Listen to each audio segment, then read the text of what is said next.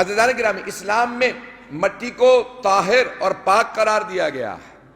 مٹی پاک ہے، اگر پانی نہ ہو تو انسان تیمم کر سکتا ہے، پانی سے انسان وضو بجا لاتا ہے، لیکن اگر پانی نہیں ہے تو انسان تیمم کر سکتا ہے۔ مٹی پاک ہے، اسلام میں مٹی طاہر اور مطہر قرار دی گئی ہے۔ طاہر بھی ہے، مطہر بھی ہے، یعنی خود بھی پاک ہے اور دوسری چیزوں کو بھی پاک کرتی ہے۔ بہت سی چیزیں پاک ہیں لیکن دوسری چیزوں کو پاک نہیں کرتی ہیں، لیکن مٹی پاک ہے اور پاک کرتی ہے، طاہر بھی ہے، مطہر بھی ہے۔ توجہ چاہوں گا، لیکن مٹی کا کھانا اسلام میں حرام قرار دیا گیا ہے۔ توجہ، بہت سے لوگ پہنچ گئے ہیں۔ مٹی کا کھانا اسلام میں حرام قرار دیا، یہاں تک کہ انبیاء کی قبروں کی مٹی کا کھانا حرام ہے، ائمہ کی قبروں کی مٹی کا کھانا حرام ہے، پیغمبر اسلام کی ہر امام کی، صرف امام حسین کی قبر کی مٹی خاک شفا ہے۔ یہ خاک نہیں ہے، یہ مٹی نہیں ہے، یہ خاک شفا، اگر بات پہنچ رہی ہو۔ اس خاک کو امام معصوم نے کہا یہ خاک شفا، البتہ کھائی نہیں جاتی ہے، صرف کچھ ذرات کھائے جاتے ہیں، غذا کے طور پہ نہیں ہے۔ امام نے کہا کہ کتنی دوا کے طور پہ کتنی مقدار لینا بتائیے، کہ وضو کرنا، کربلا کا رخ کرنا، یا مٹی کو ہاتھ میں لینا، یا پھر پاک پانی کے اندر ڈال دینا، اور ایک مرتبہ کہنا ہے حسین یہ آپ کے قبر کی مٹی کو لے کے مجھے بتایا گیا ہے کہ آپ سے مخصوص ہے، اس قبر کی مٹی کو میں اپنے دہن پہ رکھ رہا ہوں صرف شفا کے لیے۔ معصوم فرماتے ہیں کہ شفا ضرور نصیب ہوگی، کہ اگر تمہارے پاس خاک شفا ہو، سمندر میں سفر کر رہے ہو، اگر تلاطم آ جائے، سیلاب آنے لگے، بھنور آنے لگے، تو تھوڑی سی خاک کو سمندر میں ڈال دینا اور آواز دینا ہے پانی یہ خاک کربلا ہے، خبردار اذیت نہ دینا، ہمارے پاس خاک کربلا کا سفر میں ساتھ رکھنا۔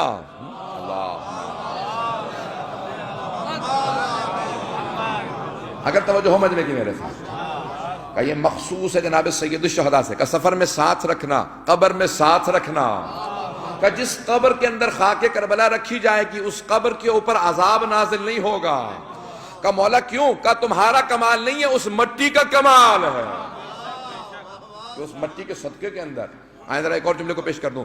امام معصوم فرماتے ہیں جب تم سجدے میں جاتے ہو نماز کی حالت میں، جب سجدہ بجا لاتے ہو تو ایک مرتبہ کہتے ہو سبحان ربی الاعلی و بحمدہ، کا فوراً سجدہ اٹھتا ہے عرش اعظم پہ جانے کے لیے کہ اس آدمی نے مجھے بجا لایا ہے، میرا ذکر، پروردگارہ تیرا ذکر کیا۔ کہ ایک مرتبہ وہ سجدے کا ذکر اٹھتا اور کچھ ہی دیر اٹھنے کے بعد گر جاتا ہے، کہ نہیں تیری نیت خالص نہیں تھی، تو نے اتنی طاقت نہیں دی کہ میں عرش اعظم پہ جا سکوں۔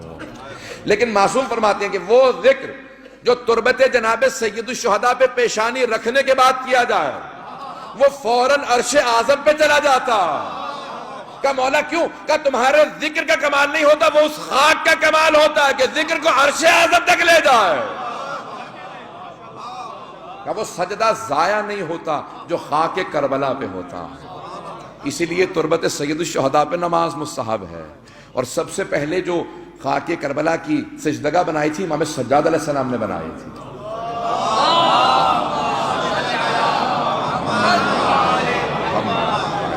توجہ ہے نا مجمع کی میرے ساتھ؟